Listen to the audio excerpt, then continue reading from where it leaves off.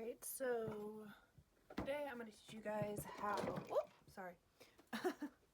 today I'm going to teach you guys how to make this pattern here, or this quilt block here. It's called the Pig Pen. I'm going to show it to you. These are my templates that I have from pre-40s, 30s, even farther back. I got it from a friend from a group on Facebook, and she gave me like this amazing collection that she had done. So this one's from 1939, the Kansas City Star. It's called the Pig Pen. What I did was I basically just got tracing paper and I traced it all out, and then I cut these templates here so you can see how simple it is. I just cut some templates, like this is from an old magazine, and then this is just some little cardboard here. So I cut these templates, and then I cut up some fabric, and that's how I did it.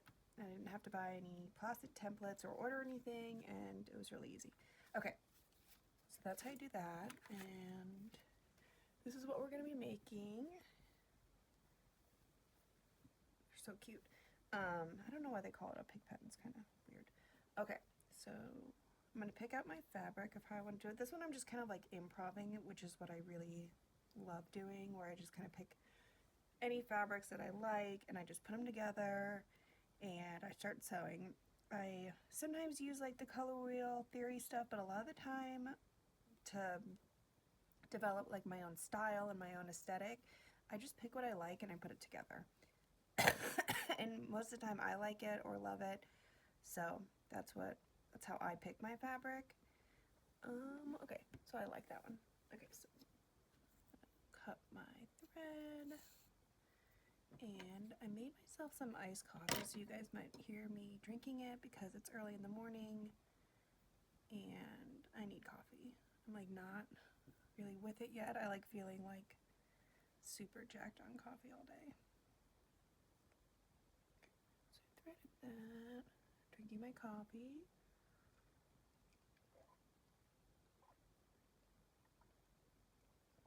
I wish I could have like an IV going of coffee.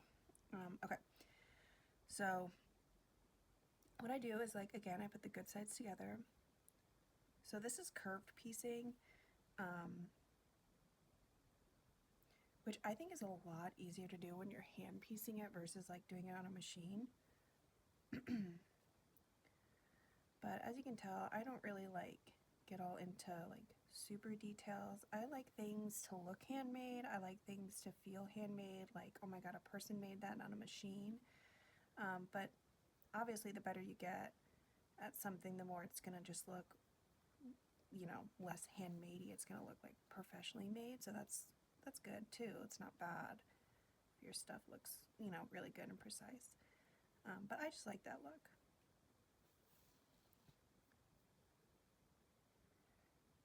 So as you can see, I'm just like pulling it as I go and like putting it together as I go.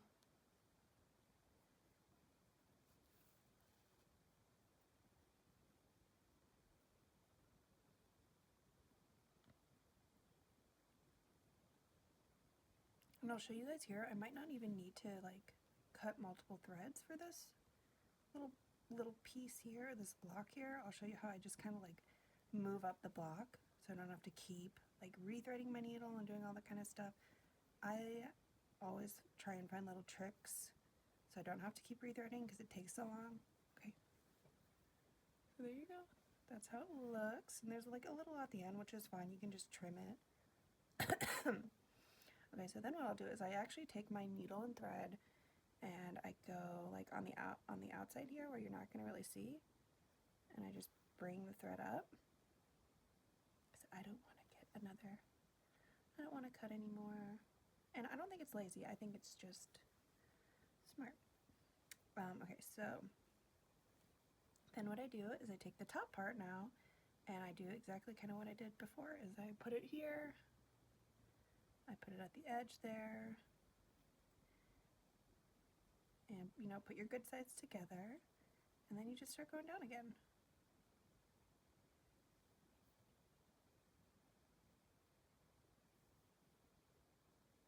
And I really like the Pigpen one. I haven't really made like any big quilts with it, but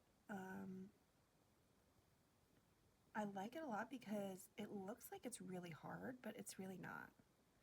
And it just gives like this look, like this really cool look to it with like the thread and with the fabric on the inside and that circle that just comes out. Oops. So I keep going.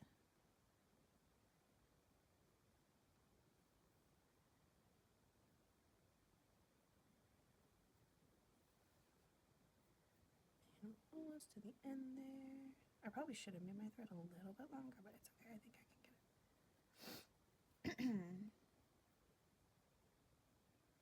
Again, I just keep going back and forth through that at the end to hold my thread. Then I'll probably do a little knot at the end to keep it extra good. Okay, so that's my block, and then I just like hand press it. I actually have my, sorry, I keep coughing. I actually have my iron out, so I can iron this one because I feel like with curved piecing you probably should iron it out so it gives like, it looks a little better. Okay, so that's one done, and then I already did one, so I'm gonna put that over here and see, and I'm going to just sew them together.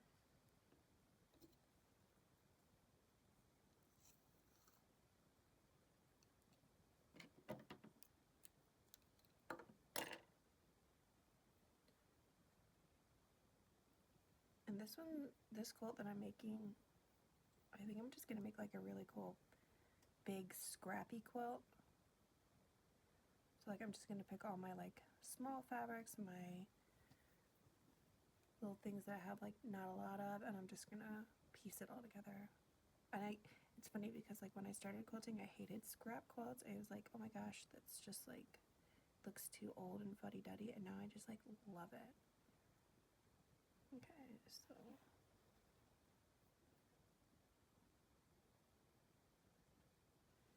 go back and forth here. But yeah, quilting, like, I loved fabric before, but like quilting has really made me just appreciate all the prints and the designs and just how they go together and the color and all the technique.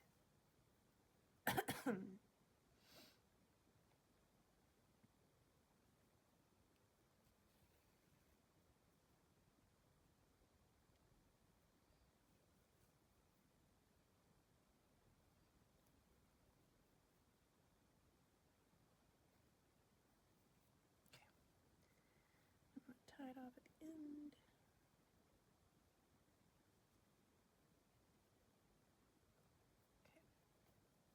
Okay. And see how good that looks? It looks so cool. Okay, I'm gonna cut this thing. Okay. Oh, you guys can see. Okay, now I'm gonna do more. I'm gonna do like a full block for you guys in this video. Let's see.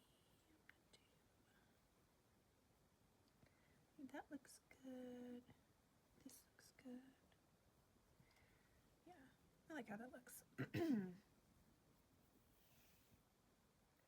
Let's see if I can piece this one fully with this.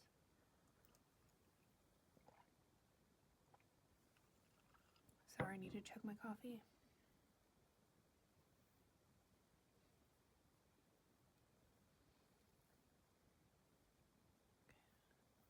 Threaded it. Again, put your good side down. And I start at the bottom, but you could probably start like with the small piece and the top piece, but I just like to start down here. Tie it off an end to make it nice and secure here.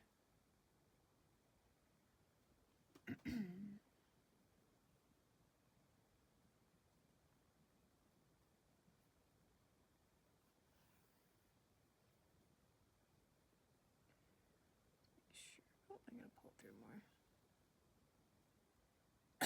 I'm not sick. We've just been going outside a ton, and I feel like the allergy allergies here in North Carolina have got me a little bit.